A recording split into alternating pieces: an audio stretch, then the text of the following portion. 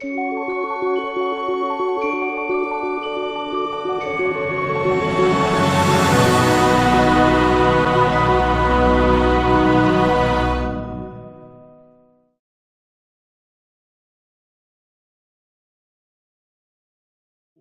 happens to the immutable soul? Religion is changing, but presumably there is some substrate of the human being that maybe is constant throughout all of this. So how are we supposed to grasp this?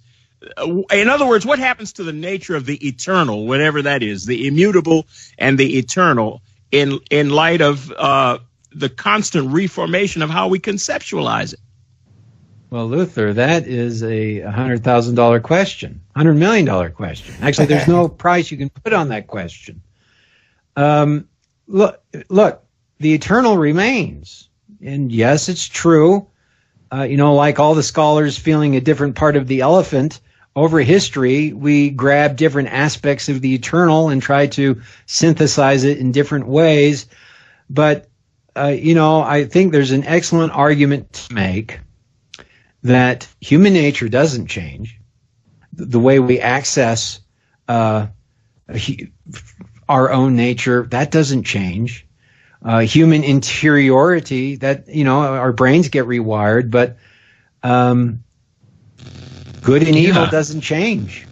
And so, right. And so in every culture, you get people struggling with the great questions. They're actually called the terrible questions. What is the soul? Is there life after death? Who am I? I mean, that's a terrible question. No one wants to answer because, your name and your social class and your bank account doesn't describe who you are, Luther. Who are you? Who am I? If I have a soul and it's eternal, wow, that changes everything. Everything. Wow. Quite frankly, I'm talking about the transition from this structure here we have in front of us to literate religion. But the literate Bible still gives us some genius insights that address the eternal. I mean, and it's genius. You hear people like Richard Dawkins, and you know what? I like Dawkins and Hitchinson and Sam Harris. I mean, I don't agree with them, but they're smart guys, and I enjoy reading and their stuff and listening to what they have to say. I think Dawkins tends to be very sloppy when it comes to the Bible. I personally don't think he's really read it. But one of his things is the Bible was written by a bunch of goat herders. And, we have so passed beyond that with our, stock markets and microchips. Well, why do we have to pay attention to the Bible? I mean, that was written for society with goats, right? So that's his argument. Boy, does he miss the point. Actually, what are you even talking about? The Bible isn't a text on science. If it were, then Dawkins is right. We don't need to pay attention to it at all. But it's not a book on science.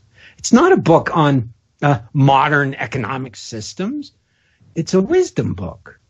And wisdom is attached to the eternal. That doesn't change.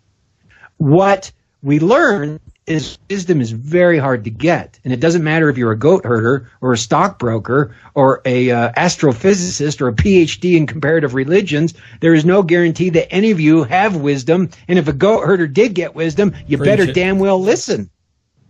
Because if you jettison the wisdom that he's obtained, you do it at your own peril. And it turns out some of these stories in the Bible were not created by the Israelites. They were inherited by the Israelites. These stories have been passed down for thousands of years with great effort and great sacrifice and great suffering.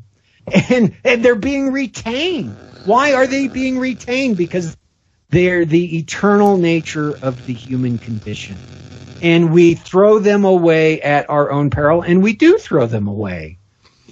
Let me just give one example. What is the first story about the first human being in the Bible? In the book of Genesis, what is the first story of the first human being? Do you know? Well, yes, it's the Garden of Eden story, isn't it? So that's what I would think, but it turns out Adam and Eve are not human beings. They're not born from the womb. They're archetypes of human beings. right? Adam's created by clay. Eve is created by a rib. They're not even put on this planet or this earth, right? They're put in a sacral space, a garden, which is something different. It's guarded by cherubim and a flaming sword, right? And so Adam and Eve are the archetypes of humanity, the prototypes of humanity. They're not the first human beings in the Bible. Who are the first human beings in the Bible? Cain Derek, you take that one. Cain and Abel. Yeah. All right? So here's what happens. This is what the Bible gives us. The curtain opens. We have this majestic, grand, glorious creation scene where God himself creates the earth. And then the first story of the first human beings is about murder for gain. And it's not only about murder for gain, it's about filial murder for gain, a brother killing a brother with a rock. And then the first story after that about the first human civilization. We get the first human beings, the first family, and it's a story about murder. And then we get the next story about the first city-state, and it's the story of Noah, right? And blood and horror is drenching the earth. It's so bad, the God who just created this miraculous creation looks down, and he can say only one thing. So, of all the stories to pick about introducing humanity, the writers of the Tanakh or Old Testament pick these ones.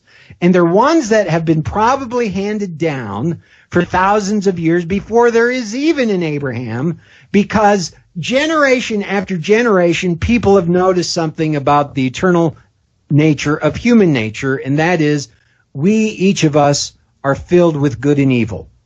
And you have to pay attention to it. You have to look at it, because if you don't, evil will take over. One of the transcendent themes in the Bible, miraculously, is all human activity exists within entropy. All of it. The individual, the society, the government, it doesn't matter. It doesn't matter if you're a goat herder or if you're a postmodernist lecturer at Harvard or Oxford. It doesn't matter. All your human systems exist within entropy, and you have to look at it or else evil takes over. This, by the way, is a contradiction to the modern secular view. The biblical view is not the modern secular view. The biblical view is attached to eternal archetypes of stories that have been handed down for thousands of years, and the modern secular view is something new. The modern secular view is, you know what, the human being is essentially good. And all we need to do is reformat society. If we have the right bureaucracy, the right government, the right social program, we can create the utopia. Well, this is a conflict of visions.